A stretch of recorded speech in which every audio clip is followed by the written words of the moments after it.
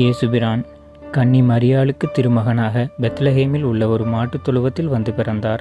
இவரது காலம் கிமு 4 முதல் 6க்கு இடைப்பட்ட காலமாக இருக்கலாம் என அறியப்படுகிறது. இயேசுபிரான் தனது 30வது வயதில் திருமுழுக்கு பெற்றபின் தனது பொதுப்பணியை துவக்கினார். இவர் நோயாளிகளை குணப்படுத்துவது போன்ற பல அற்புதங்களை நிகழ்த்தினார். இவர் தமக்கு உதவியாக 12 சீடர்களை தேர்ந்தெடுத்தார். இயேசுவின் போதனைகளில் முக்கியமானது அன்பு, மன்னிப்பு மற்றும் இறையாட்சி.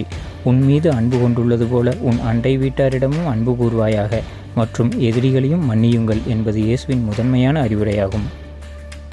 தனது போதனைகளால் யூத அதிகாரிகளின் கோபத்திற்கு ஆளான இயேசு சிலுவையில் அறையப்பட்டு கொல்லப்பட்டார்.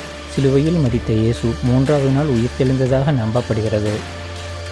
அவர் உயிர்த்தெழுந்த அந்த திருநாளே ஈஸ்டர் பண்டிகையாக இன்றளவும் கொண்டாடப்படுகிறது. அவர் பிறந்த நாளான டிசம்பர் 25 கிறிஸ்துமஸ் தினமாக உலகமெங்கும் மக்களால் கொண்டாடப்படுகிறது. வாழ்க இயேசுவின் புகழ்.